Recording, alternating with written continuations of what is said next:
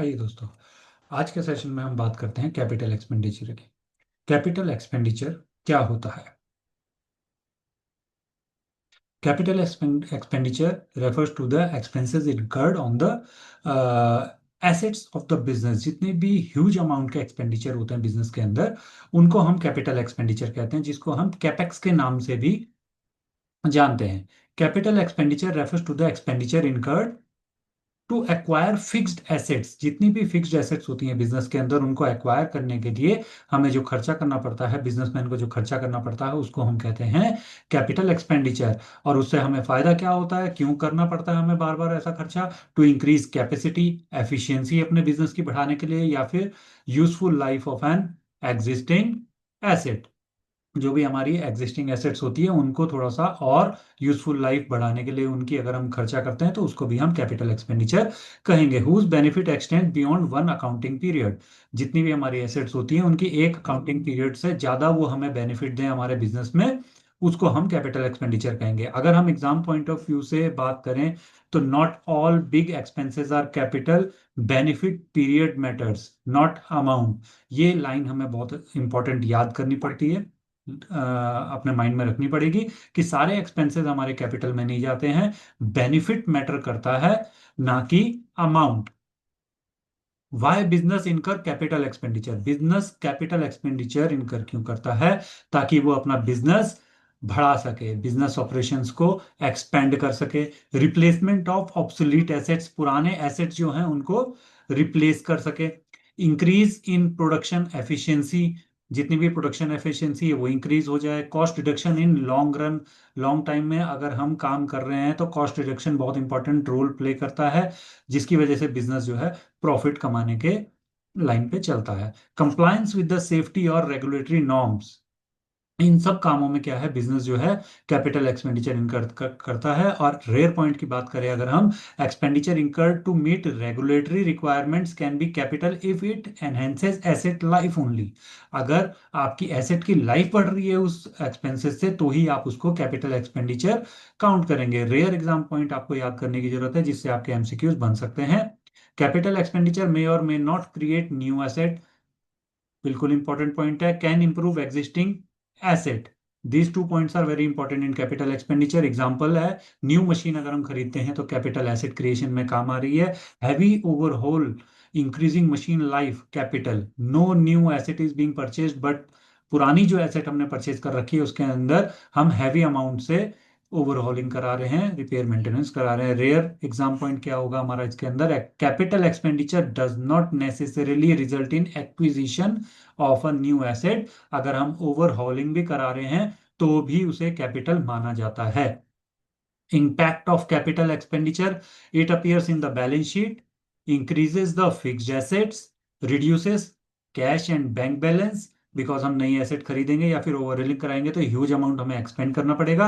Improve earning capacity और effects on ROCE, return on capital employed. Capital expenditure does not impact profit immediately but affects depreciation in future। हम PNL में depreciation का part लेके चले जाते हैं, fixed asset का जितना भी होता है वो हमारा प्रॉफिट पे अफेक्ट डालता है। It's an important point.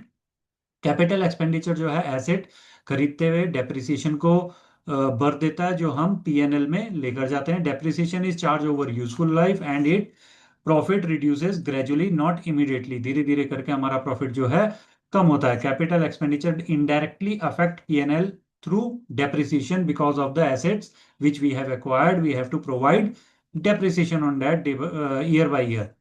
Confusing terms जो होती है हमारी एग्जामिनेशंस में वो किस तरीके की आ सकती हैं, इंस्टॉलेशन चार्जेस के एमसीक्यू आपको दे सकते हैं जो कि कैपिटल होते हैं।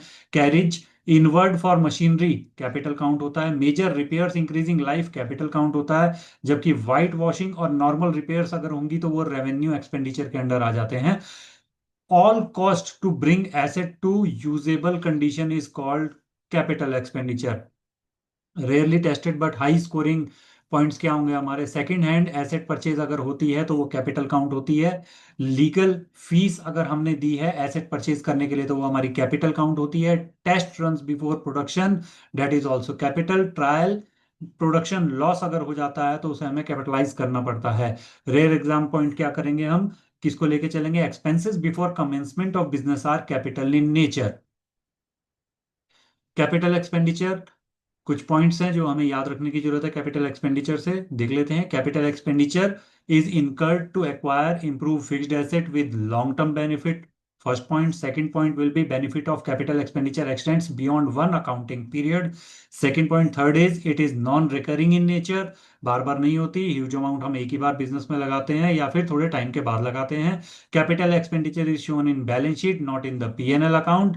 It may or may not create a new asset but increase asset value or life. Examples क्या होंगे हमारे? Purchase of machinery, land, building, installation charges if huge amount is done on the fixed assets. All cost to bring an asset into working condition are capital expenditure. Capital expenditure improves earning capacity. Revenue expenditure maintains it. This is the very important crucial point in capital versus revenue expenditure, which we have to keep in mind. Capital expenditure improves the earning capacity. Revenue expenditure maintains it. It does not affect profit immediately, but because of the depreciation, it indirectly affects the profit. Heavy repairs जब भी होंगे, increasing asset life, they are treated as capital expenditure. Normal repair and maintenance जो होंगे वो हमारे revenue expenditure के अंदर चले जाते हैं। Expenses incurred before commencement of the business are capital in nature. Second hand asset अगर हमने परचेज करी है, it will be treated as capital expenditure. Capital expenditure reduces cash and bank balance and increases fixed assets. Installation wages, carriage, inward legal fees for asset purchase are capitalized. देखिए, इसी तरीके के videos से फायदा उठाकर बहुत सारे बैंकर्स ने अपनी नॉलेज को एनहेंस कराया है। पिछले 30 सालों में 10 लाख बैंकर्स जो हैं हमारे वीडियोस और पीडीएफ देख करके अपने एग्जाम्स पास कर चुके हैं। CAIB, GAIB और हमारे बैंक प्रमोशन के एग्जाम्स होते हैं, जिनकी सारी वीडियोस एंड पीडीएफ आपको मिलेंगी nstour.schoolofbanking.com पे, जिसका फायदा आप उठा सकते हैं। तो प्लीज लाइक और subscribe our channel.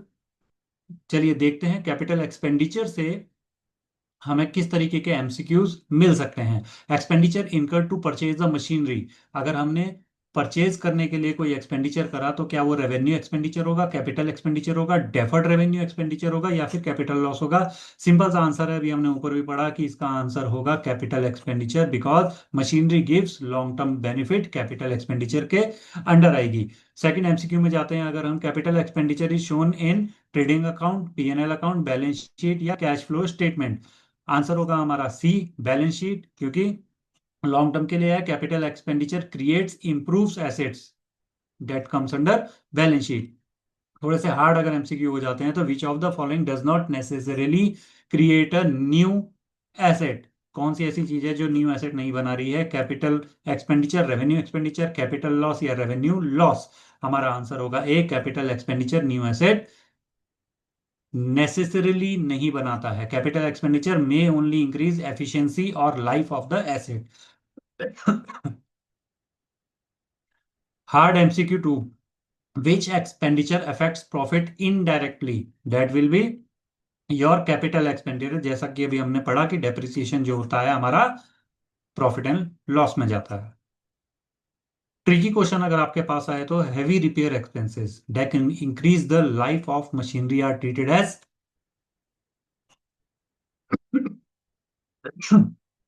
Sorry revenue expenditure, deferred revenue expenditure, capital expenditure या capital loss? Correct answer is C, capital expenditure. Increase in the asset, capital expenditure. Expenditure incurred before commencement of the business is generally revenue expenditure, capital expenditure, deferred revenue expenditure या outstanding expenses. Correct answer will be B, capital expenditure. Pre-commencement business are capitalized. This kind of MCQs you are to be faced in JIB exam. Thank you very much for the session. Hope आपको capital expenditure का session पसंद आए. Do like and subscribe our channel. Thank you.